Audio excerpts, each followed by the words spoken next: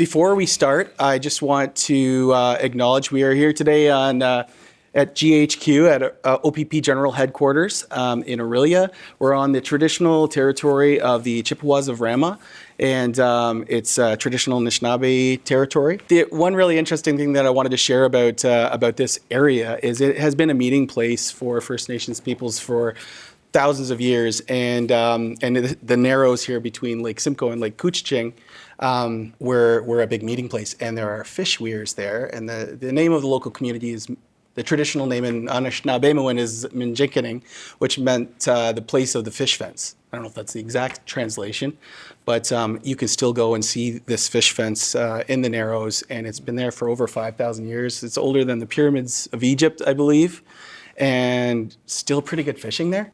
So what a fitting place for us to be meeting with members of our Indigenous Advisory Council. And Dan, could you introduce our guests?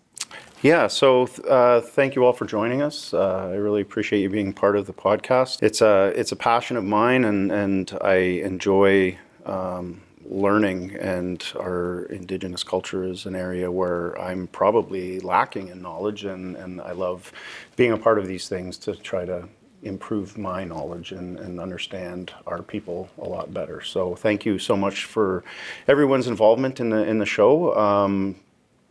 And I'll start with Caroline Calverley. Yeah, nailed it. Thank you. I'll just let you, just a few words about yourself. So I'm going to start in Ojibwe. Ogichitagwe, Indigenous cause. Gigo and Dodam, and Jiknin and Donjaba, Aurelia and Dinda, Anishinaabe Kwe and Dow. So my name's Caroline Calverley, but my Ojibwe name is Ogichitagwe, which is warrior woman. But in the context of using my voice and exercising my voice to go before the people and speak. So not to fight or throw down. But yeah, so I'm from Rama First Nation, and I'm a youth mental health and addiction worker out there. And then I also do quill work with birch bark and porcupine quills, and I like to read, and I love being part of these kinds of conversations and these advisories, and having complex conversations on hard topics while creating friendships is one of my favorite things to do, because you really get to know people relatively quickly, and I just love the exchange of ideas and the back and forth that you get to have when you're involved in stuff like this. Well, thank you, Miigwech. Thank you for joining us. Curtis Kopagog. Kopagog. Anin, Mokagizis, Mimwani Gangan Kom, the Dishikas, Chim the Sing Donjaba, Wabjeshido Dem. My name is Curtis Kopagog. My spirit name Mokagizis translates to Rising Sun. Chim the Sing Donjaba is my community, also known as Bosley First Nation or Christian Island. Wabjeshido Dem is my clan that represents my family, and I'm part of the Martin clan. So I'm a cultural supervisor for an Indigenous organization within this area. My passion is to ensure that all of our people have access to teachings, language, and ceremonies. It's a deep passion of mine because it's something that I did not grow up in. Growing up in urban areas, I didn't have that access to culture. And it wasn't also shared within my immediate family. So I enjoy being a part of these discussions to help bring education awareness to everybody, to ensure that we all have equal opportunity to learn and share from each other, as well as passing on that knowledge for our future generations. Miigwech, thank you for joining us. So also with us today is Inspector Lori Taylor Bolton. Inspector. Hi everyone, I'm Lori. I'm more or less from Southern Ontario, my whole family. I was born in Toronto and grew up in Newmarket, not too far, but my first memories and really good memories are actually in Aurelia here, because as a kid for many, many years we used to come camping at the Tudhope Park with my grandparents, many, many years. And I grew up basically in the Newmarket area, and then it was a childhood dream with the OPP.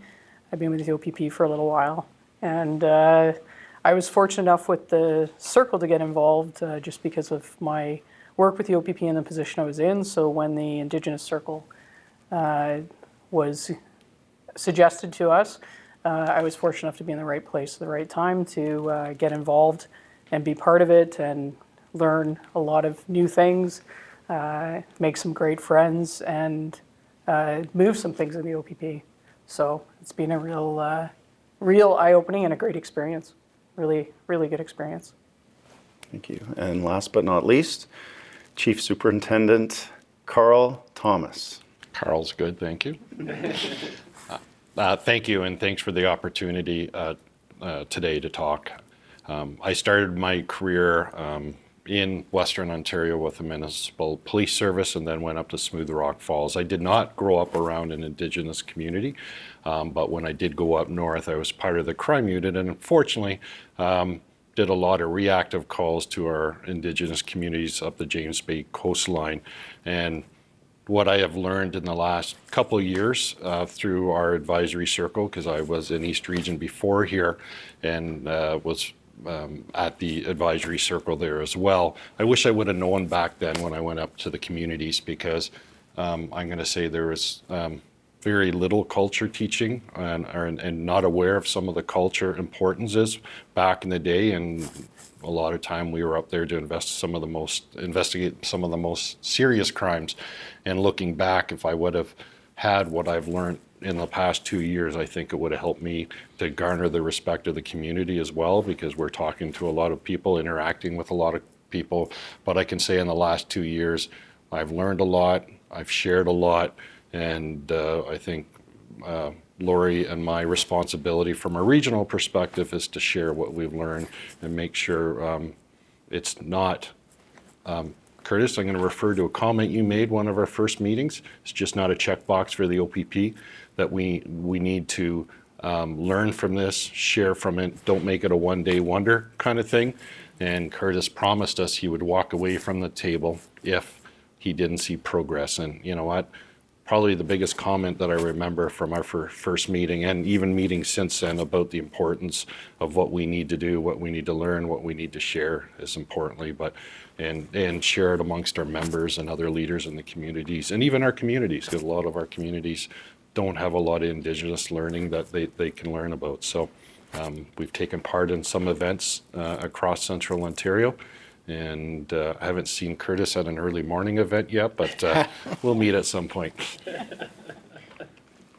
Well, thank you all for being here and joining us today. It's I think it's an important conversation that we'll all have here today. So I think the first question that we'll start off with, I'll direct to the Chief and the Inspector. What is the role of the Central Region Indigenous Advisory Circle? You know what, when we first because there's a provincial table that was established some time ago, and then in theory realizing how are you tapping into your local communities to try and learn. And I think there's been success at the provincial table, which that's a long way to travel with information and move it back.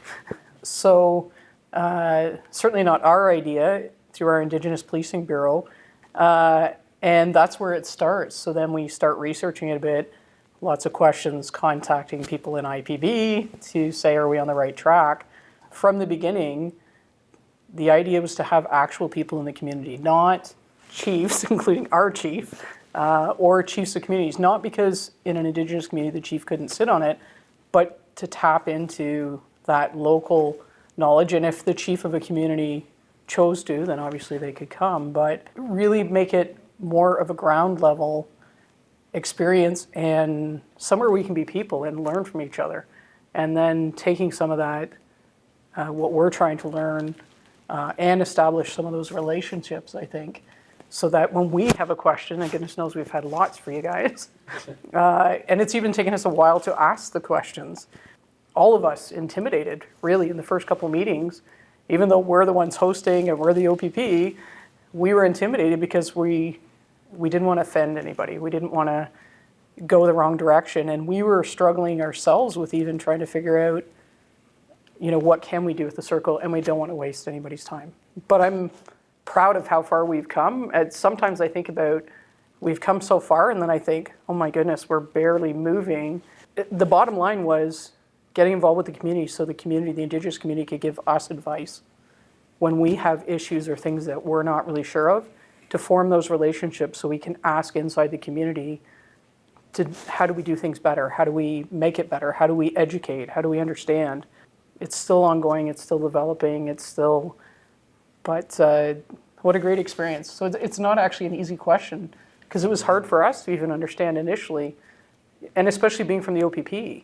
We're used to running things. We're used to, so I don't typically call the chief superintendent Carl, but we do, because that's the whole point. It's just people in a room trying to learn and share. So kind of a long answer, but I don't know, Carl, if you'd like to.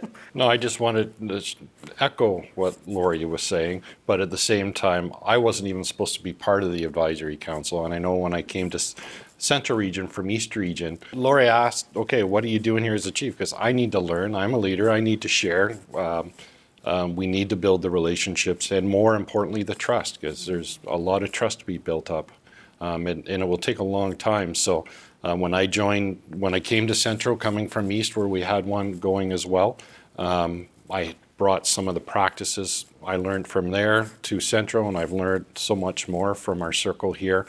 And the purpose of it is, again, to build that trust, to learn, to share, and not make it a one-day thing, like a one-meeting thing. And sometimes I think we do a good job at that. Sometimes I'm thinking, okay, we need to do better. It's been a year, and like I've shared at the table, it's not that our members have any ill intent. I think they're nervous to say the wrong things if they go to an Indigenous community. And we have members that attend, don't get me wrong. But at the same time, some members probably don't attend because they're nervous to say or do the wrong thing. And it's not intentional or anything like that. And I think if you just have conversations and open those dialogues, that trust will come in time, a long time, but at the same time, we need to learn. We need to build it. So it's important for me to be around the table, to have these conversations. And Lori said, it wasn't until our last meeting I actually felt comfortable.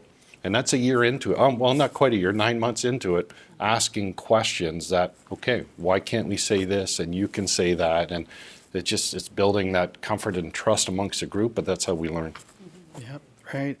I heard you mentioning like regional circles, so I want to touch on that. But just as I'm listening, I'm curious, like Curtis, like when you were coming into this, when you were coming in hot, saying, I like your style there. But what were you seeing as the value from your side to be able to come in and provide your guidance to the circle? Like what do you see it as? Originally, I was terrified. Sit in a room with a bunch of OPP officers. In my experience, that hasn't always been the greatest top thing that I've wanted to do. But as we're talking about education awareness, and as TRC recommendations keep on getting implemented at different institutions and organizations, I didn't want this to be just another checkbox. Oh, we have an advisory committee, we can say we have an Indigenous Advisory Committee, and that's that. So it was an opportunity to see what this was about. I wanted to take my time very, very slowly to see if this is something that I even want to participate in. But I learned really, really quickly that we can have positive conversations, that we do have trusting people at that table that are actually listening to us and not telling us. That's the biggest part, not telling us. Actually listening to what are the issues? How are we going to work together? And some of them are big topics that we're trying to tackle. So we know we're not going to see improvement over a week or within a month, and it is going to take time.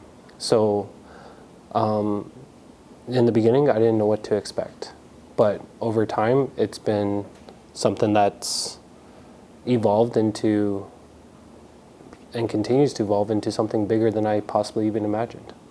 That's nice to hear. And imagine the regional circles would be important. Like, so you're not, there's going to be unique priorities and unique issues to different communities and unique cultural things that are unique to different communities, even within Ontario, obviously, right? So what's like the regional circles? You mentioned, Carl, that East Region has its own. What's the idea behind not just keeping the centralized kind of provincial circle? Well, we have different Indigenous backgrounds in different communities. So it's one, to get to know your community, your local communities and practices, the culture.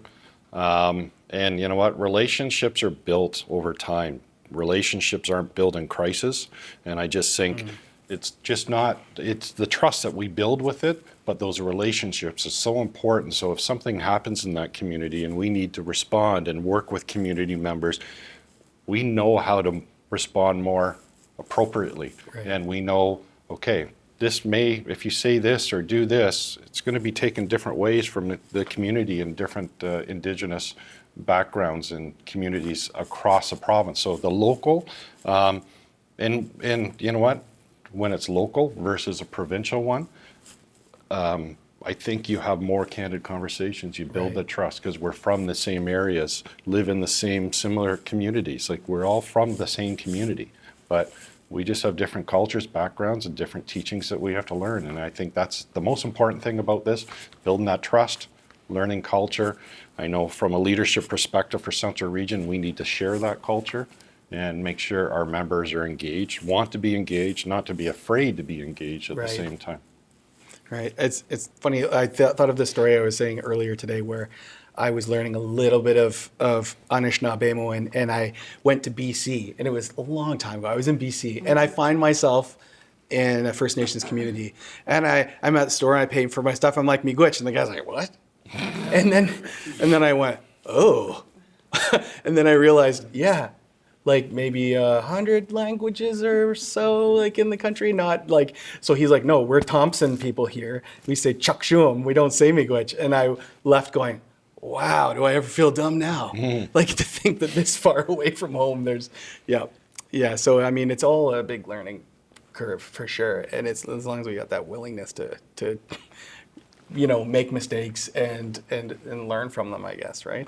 How have you seen the relationships in the last, has it been 9 months to a year? How have you seen these relationships grow and develop?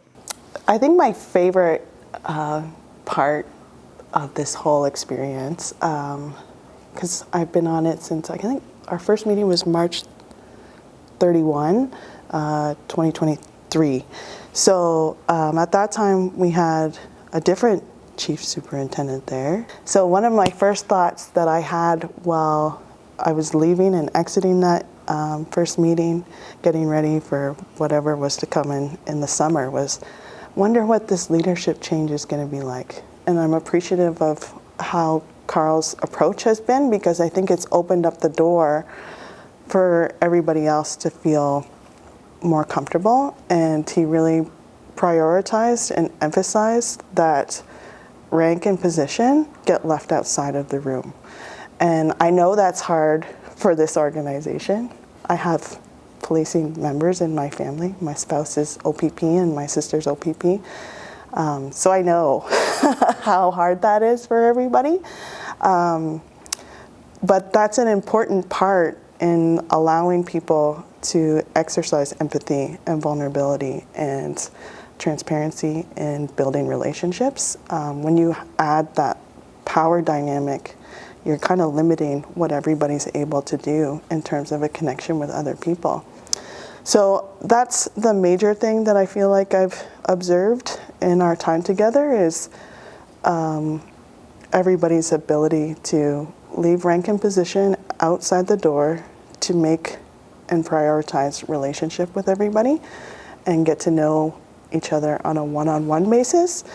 And I think in doing so, that's allowed everybody to have a really genuine connection and know where we're all coming from when we do have the more challenging conversations where we might be on one side, OPP on another side, but we can kind of find that middle ground, or maybe not middle ground, but have a better understanding of decision making and what has to go on around all the decision making. So I'm trying to understand what these meetings look like sometimes. Obviously, sometimes Quite funny they're sometimes. Dinner, it sounds pretty good. We have a lot of fun. We have open discussions. We do a lot of laughter.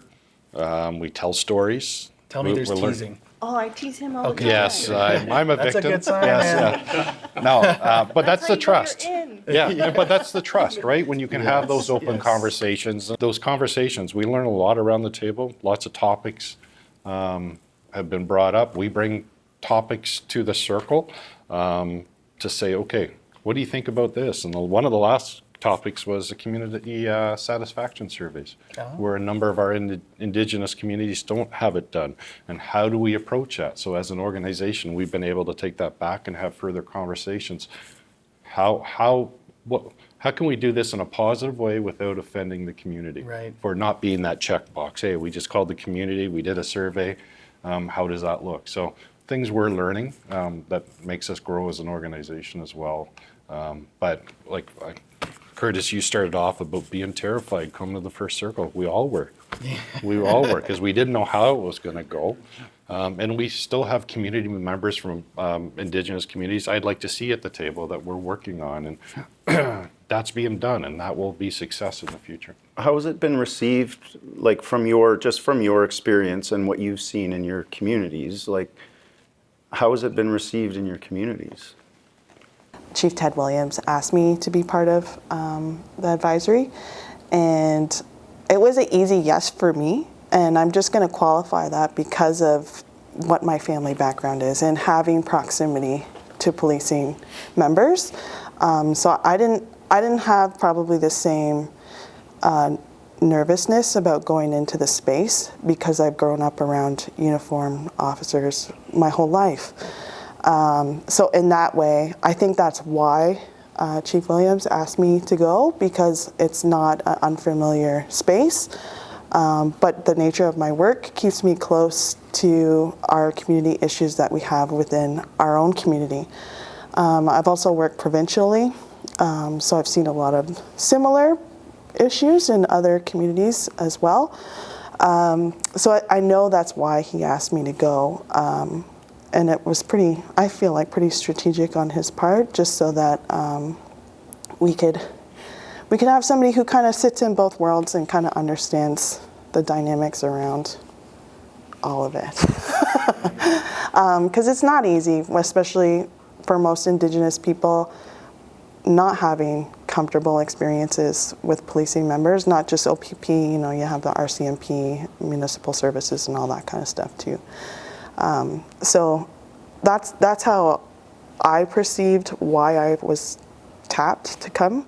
I think in general for our community, I think we all just want to make sure that we're getting the same treatment as everybody else.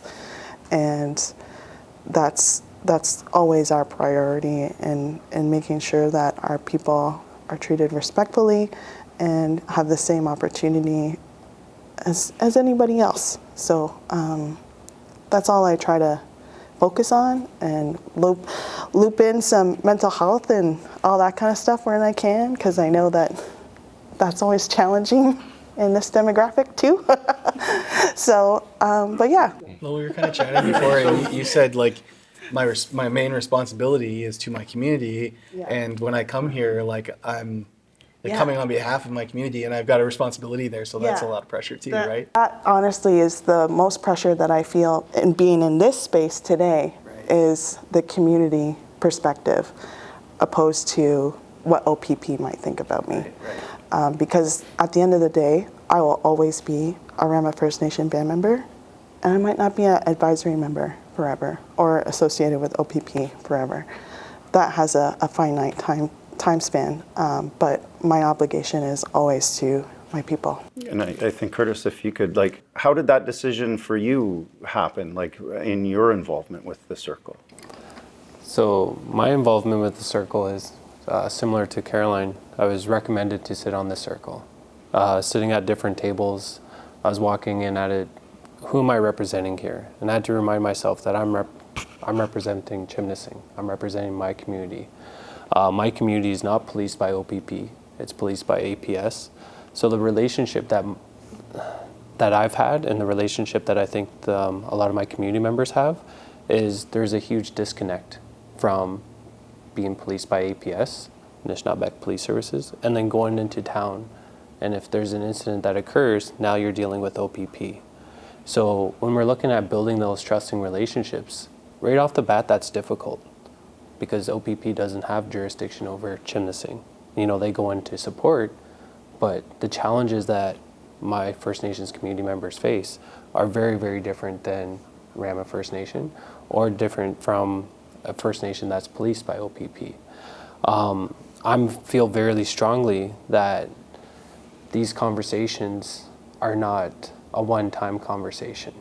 If I'm being told we're here to listen and we want to see change, I'll be the first one to push that change and advocate for that change because of the history that's happened to Indigenous people. If we go back to RCMP, children being removed from residential school area, OPP or other police services being involved in child welfare cases and again removing children, taking them into care. So the history was not good, but looking at how we're moving forward is what I look at. What are the positive changes that we're making together? And if I'm able to bring some real life experience to that, and we've had some of those conversations that one of the first questions was, how come we don't receive a lot of complaints from Indigenous people or Indigenous communities?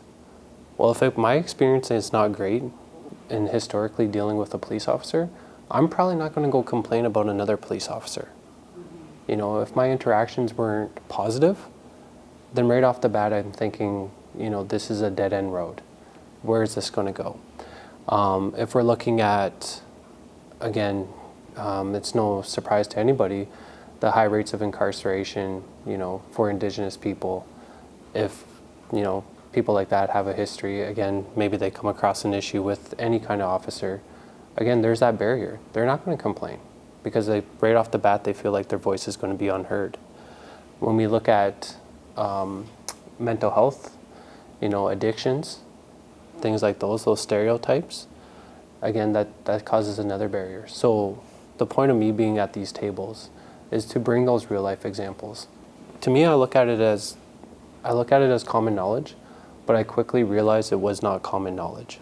These are situations, these are things that unfortunately other organizations or members of leadership never even thought about. And so the purpose of me being there is really to bring those real life examples to show that we can build relationships, acknowledge the history, but what are we doing to work together? Again, I'm about education and awareness.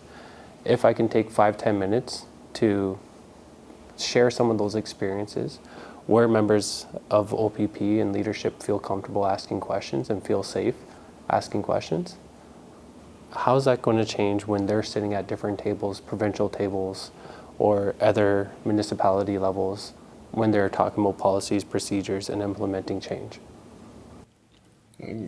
Curtis, you shared a story with us about a family member and a medical circumstance. I don't know if because we learned a lot from that. Actually, Lori and I clued into what you said right away, just because of the experiences we've had around the circle. Can you maybe, and we had further conversations. I don't know how detailed you want to get about the story. I'm just wondering if you'd be willing to share parts of that story of us as police don't always realize the impacts or the negativity just by showing up that we may have. I definitely can share that. So there was an incident where one of my family members was dealing with a medical crisis. Unfortunately, to the public eye, it was viewed as driving under the influence. So being intoxicated and driving under the influence. When police went to go follow up with this family member, it was deemed he wasn't under the influence, but he was in a medical crisis. And there was no follow-up afterwards. There was no EMT, there was no paramedic, there was no questions asked. Would you like me to call a paramedic, call emergency services? Do you need help? Do you need assistance? What happened was, as soon as it was deemed that he was not under the influence, another family member was like, yeah, okay, no worries, I'll make sure he gets his medication. Police were dispersed. they ended the call.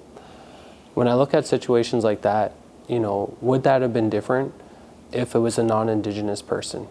Would there have been surety that, okay, can we get this person to the hospital? Can we call an ambulance? Does the family member have access to transportation, and can they get them to the hospital? Unfortunately, that situation, the way I looked at it was they washed their hands of it. And for me, that was challenging, knowing that I'm sitting at one of these tables advocating for change and trying to make change, because that could have been 2 more questions, at least 1 more question, and that could have made the difference. So when we're talking about these real life situations and scenarios, why did the family member ask the police to leave? Again, we don't know what the experiences of those other individuals. Maybe they had a negative experience with police. So in their minds, they're just wanting you to get off the property. Let me take care of it. I'll make sure my family members looked after. But when we're actually doing things from a place of what feels right in our heart and not policy and procedure, medical attention could have been en route, medical care could have been en route, and that individual probably wouldn't have gone as long as they did without that medical care and attention. And in that situation, that family member was dealing with stroke symptoms and had a stroke. And it's just listening to that, like, it would be easy to say, try to defend why they may have done this. But it's also important, I think, to say these biases are baked into people and they see things differently. And I don't think it's wrong to say, would it have gone differently if it was someone who's non-Indigenous? Because it's a good chance it would have gone differently, right? And it's hard to say these things, and it's hard to see these things. But like for me, like I look for it all the time, because obviously I'm like, my background's Scottish, but my daughters are Anishinaabe. And so I'm seeing this world that my little girls are going to go out into. So I'm like hyper focused on these types of things. And you do see it. And unfortunately, it's still there. And that's why things like this are so important, because we got to flush all of that out. And it's been baked in for, how old's the OPP? We've been around since 1909. And we adopted a lot of our foundations probably from even older systems. So we kind of have to keep flushing those things out, right? Because we don't even know what kind of things we're stepping in, because we don't have to experience it. You know what I mean? Like, I don't have to experience what it would be like for my mom to be treated differently, because my mom's a white lady and she's gonna be treated. You're gonna see her as she reminds me of my mom. You know what I mean? And treat her like you would your own mom. But I mean, that's why it's so important to be able to hear from community and for you guys to sign up to take on the emotional burden of explaining all this stuff to us, so that we don't have to put that on all the people in the communities that we are going out into. I think it's huge, and it can make a huge impact, right? Because we should be responsible for our learning, right? And we should be seeking it. So it's nice that you're stepping up and sharing all this with us, because otherwise we're putting that on people, and they're in their worst day of their life sometimes, and we're trying to learn these things, and they're kind of like, that's not why I called you. But I think that's why these circles are good, because we build the trust of the community. So when we are in there in the time of crisis, maybe next time, if things improve, your family member would say, okay, I trust what that officer is saying. Yes, I should go to the hospital versus what happened, right? So that comes in time. Relationships aren't built overnight, and trust is the biggest thing in a relationship.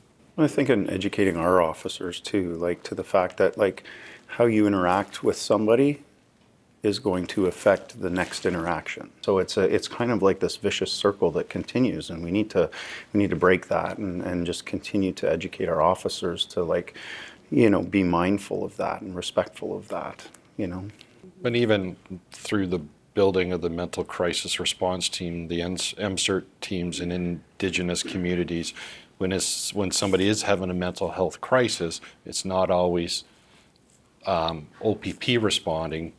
We have a worker with us to be able to help that situation, and then you have the maintenance on top of that. So there are other programs, I think, that support our relationships within communities and building them as well, that are really beneficial, because a lot of times we're dealing with the people their worst day of their lives. And That's not the time to build relationships. Right. Yes, that's a good. I'm taking that one home with me for sure. I think without the circle gives us that ability for a community member or somebody from the Indigenous community like Curtis to have trust enough to pick up the phone to say, I'm not really sure this went as well as it could have.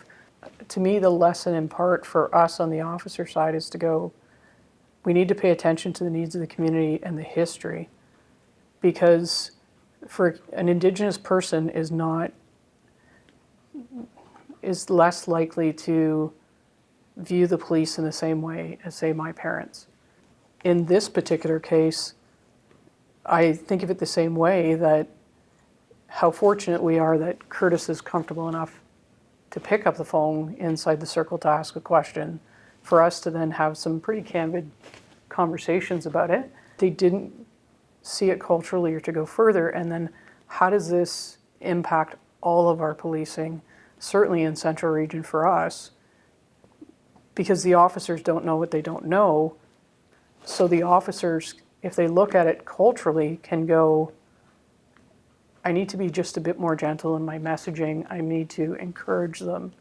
I need to be patient instead of, I got the answer. Okay, he doesn't want medical attention. I'm done. There's nothing I can do. They said no. That's not a good enough answer. And so as we've had conversations since Curtis brought it forward, and what do Carl and I, and how do we help, or how do we get this message to officers?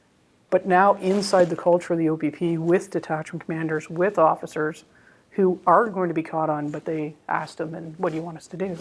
to Curtis's point earlier on, I listened to a residential school survivor, and the one line that really hit home with me, and this is why we need to reflect on our relationships in the communities.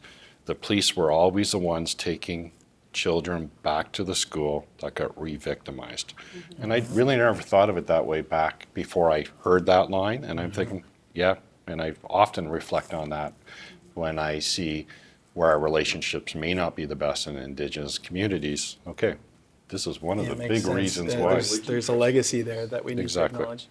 I don't want to put our command on the spot, but is there any questions that they asked you that made you chuckle? Or were there any questions that you thought, like, that's a good question? Wow. I'll take my lump afterwards. Those aren't in our minutes. You know, I think you know what, I'm going to stick up for Curtis and help him here. I think we've asked probably many silly questions, maybe, but again, if a silly question is a learning point, we all learn from it. And there's stuff that I should be more knowledgeable on, but if I don't ask the question, absolutely, and it might sound foolish to our members, I don't learn, right? And the thing is, there's never a stupid question, right? Yep. And if you don't ask a question and you sit there and stew about it and you're afraid to ask it, then what's the point of the circle? You're either going to shut down or misstep again, exactly. Right? Yeah. I got one. Okay. Let's see. Get ready for this one, Carl. One of the questions that was first asked is, how come Indigenous people don't have a good relationship with police? To me, the answer was obvious. And to me, it was a silly question. And I'll go back to a little bit about my experience. My experience being in the youth justice system, negative, and my negative influences with police officers and my history of police officers.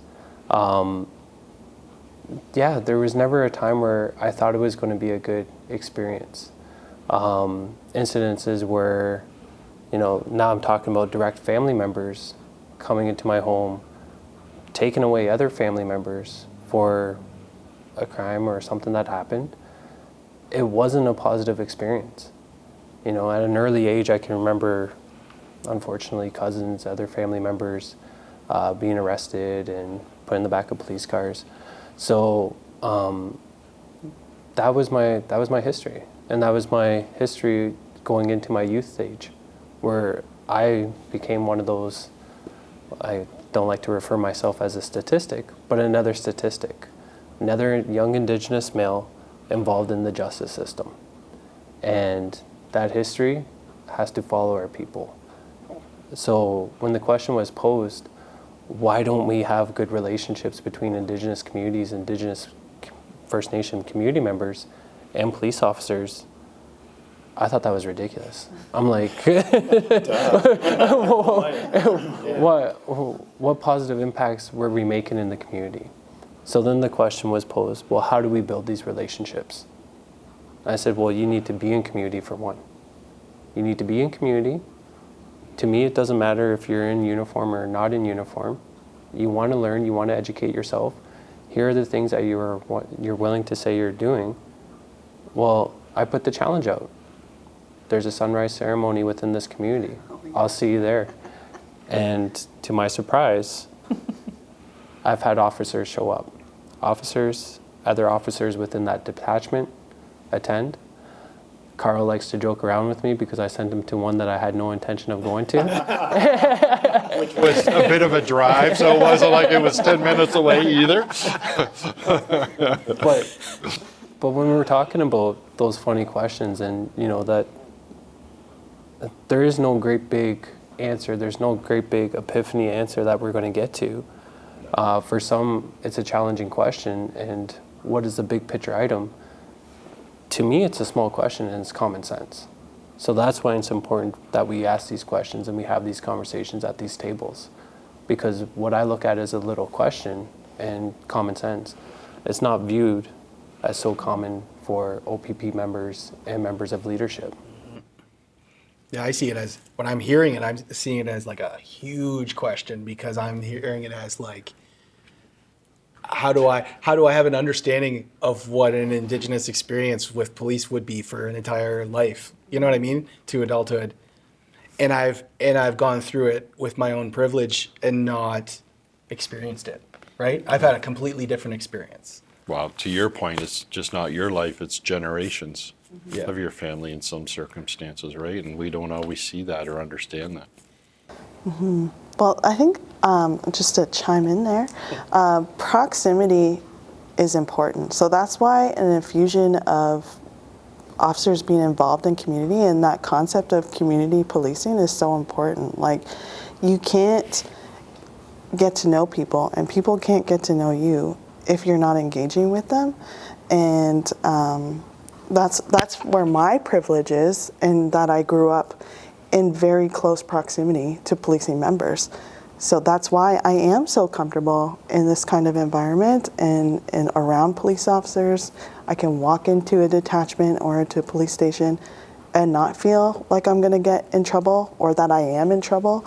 So that the concept of community policing and engagement is really, really important, because proximity is privilege, and you see that in your personal relationships and all that kind of stuff too. So I don't know. I hear I'm hearing it. My experience is exactly the reverse of yours. So like my proximity just to Indigenous peoples, like to my family, like I'm usually the only white guy in the room, and and the only guy. But my comfort level is very. So if I think of my first powwow that my wife ever took me to, I was like, how do I walk? How do I talk to humans? It was the weird, because I was so scared, right? And I imagine that's what people feel like when they're first coming into the circle and stuff. They might be like, and I remember following my wife around the sacred fire because she was going to each direction. And I'm following her. She's like, don't follow me. And I was like, oh no, I've broken a sacred rule. And but now I feel myself going into these places that would have felt so foreign to me, and it feels almost, there's generally a sense of, it just feels like I let my guard down a little bit, and now that I know that I could just open your heart, and you could say the wrong things, but if you're doing it in a way that I genuinely want to understand, you can say all the wrong things, and people will give you a hard time, and they're gonna. That's what it is. Okay, so I have a confession. I've listened to a lot of podcasts from you two. Oh boy. So I've listened. The ones that I've paid attention to the most was Dr. Sarah Hunter and Deputy Commissioner Dart. So the concepts that we're talking about here are all related to everything that they've talked about on that podcast. So they're relatable to Indigenous communities, but they're also related to every other community that you have an interaction with, right? So with that, I'm like, empathy and vulnerable leadership skills that focus on communication and your people skills are super important, and they're the key to having positive relationships with the communities that you're policing. And I think that's a challenge that OPP has because it is provincial and there is so much movement and opportunity for people to transplant wherever they want to go. But you have to prioritize getting to know the communities that you're involved with, because if you don't, then you're going to lose trust. So I think that's where the community policing concept is so difficult for OPP, because it's not impossible, but members have to really prioritize it and really value the communities that they're involved with. And I think that will make, in general, for the current climate that we kind of have around policing, is it's going to improve it by getting that engagement and in that community involvement with everybody, not just Indigenous communities. Obviously, we're here because we care about Indigenous communities and our own people, but it's a transferable skill to other nations and other people groups. That I love what you just said. I can't remember all of it, so I will rewind it and listen to it. And if anybody can take anything away, listen to Deputy Commissioner Dart and Sarah Hunter. Well, I was listening to Sarah Hunter's concepts, and I'm going, I've heard this before. And if my mother-in-law was here right now, she'd say, we invented that 10,000 years ago. That mindfulness stuff you're talking about. The only thing that I felt was missing in that conversation was the trauma around what the job actually does. Because some of that mindfulness exercises isn't necessarily helpful to somebody who has a high cortisol level and has an active stress system. It's hard. Did you just put your other hat on? Yes, I did. I saw you. I can't help it. But that's a whole other conversation. And it's important stuff to talk about too, because we're not supposed to be come join us, everything's perfect. Yeah, no, that's you not what we're can't saying, be like because that. we don't want to set you up for That's why I love this conversation in this circle. It's it's admitting that we're not perfect. Mm-hmm. It's admitting that we need to do better, and it's asking for help in doing that. And I love that. I think that that's so valuable. That was the term, Dan, vulnerable leadership, and I like that. I really like that. You talked about going to an event where you didn't know how to walk. Yes. And things like that. Curtis, I want to go back to some pictures you sent me. Shortly after I came to Central Region, and Curtis says, I have some pictures I want to send you of a member that attended a Indigenous event. Was it a powwow or was it a... One of the Midland? one of the couple of the officers that attended the Georgia Bay Native Friendship Center Orange Shirt Day, TRC Day. That's what it was. And I'm thinking, okay, and this is kind of early in our relationship. I'm worried about what you're going to say. I'm worried, thinking, okay, what did somebody do? And typical police officer thinking about the negative right away. And he sent me these pictures and he says, this member was very impressive. He wasn't afraid to talk, he was dancing, he was taking part. So you're just talking about, and I wish all of our members were like that, but just, again, it goes back to them sometimes shy. It's a vulnerable space. It's a vulnerable space, and they're afraid sometimes to say the wrong thing, but I'll never forget when you sent that email, I think, oh, what's going on here? And that was one of the beginning things shortly after we started this circle was, I want to see change, and I push for that. I do really push for that. So when I saw this this officer within that Georgian Bay area attend this event, I put him on the spot right away. I was there part of this. I was there part of the speaking panel, and so any members that showed up, I had school board members, other organizations, representatives, and I got them all to come up and talk about what does TRC mean to you? Oh, nice. And what change is happening within our organizations, within our municipalities. So I put this officer on the spot, And I said, okay, well, I want you to come up and talk about what does TRC mean to you. And he did try to back out, but prior to that, I had this high school student speak up, and she got up and talked about what TRC means to her. I said, well, now you have to do it.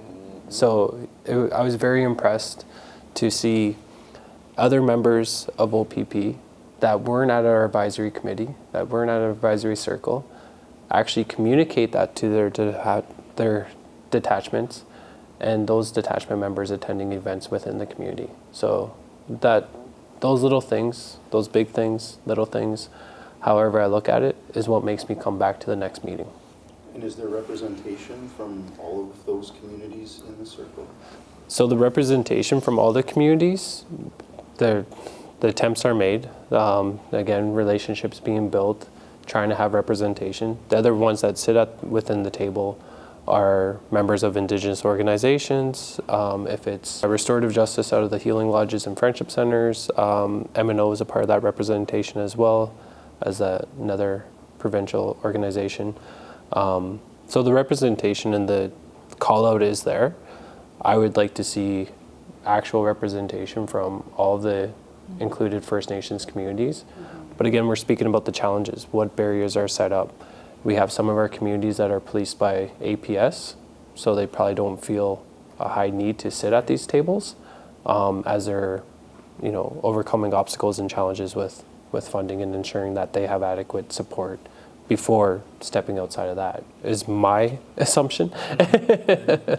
Yeah, and I had a conversation with one of our detachment commanders who did a visit to a community this week, and I think they opened up the doors for us to do that fresh invite back to the community, to have them come here. And so there is other great work outside of our circle being done, and that's where we need to make sure those relationships and having those conversations to invite those communities if they haven't taken part. And I trust the members of our circle to promote it at the same time. Hey, it's just not a checklist. I keep going back to that, as Curtis used to say. So that relationship, that trust, again, builds back to trust. And you know what, that trust, I think everybody will join in a more active participation as time goes on. So I think we'll just start to kind of wrap things up here. So one last question, what are you hoping that the relationships that you're building now with this circle, what do you hope that kind of results in? What are you hoping to achieve with all of this? Part of that is when we're talking about those scenarios and the one that I shared, what is the implement for some of these policies and procedures to change? We know this is based off a very colonial system, and we can talk about decolonization or indigenization strategies up and down, but I want to see actually some of these policies change. And when I'm giving that scenario on, to the book, that officer didn't do anything wrong, what's the addition to that policy? Could there be a follow-up question? When we're talking about case scenarios and OPP officers are going through different scenarios and history examples of Indigenous people, this is another scenario of it would have took 3 more seconds to ask another question. You might have been on scene for another minute to help support that individual. So when I look at, when we're building these relationships and again, those changes, I know those changes aren't going to happen overnight, but I want to know those conversations aren't just ending after I ask the question, and it's not staying at that table or within that room after our meeting.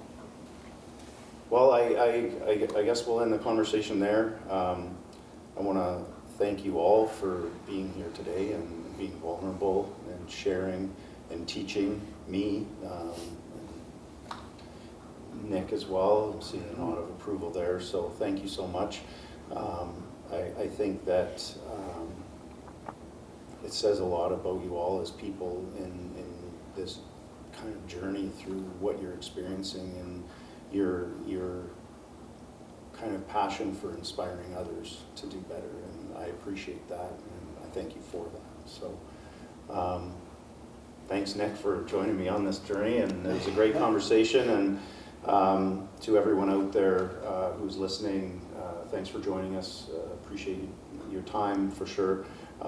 If you have any questions, or if you are interested in joining the OPP at all and being part of like affecting some of this change, opp.ca/careers.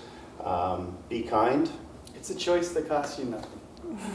Miigwech, Chimigwech to our guests for joining us today. Oh, you go ahead. Sure.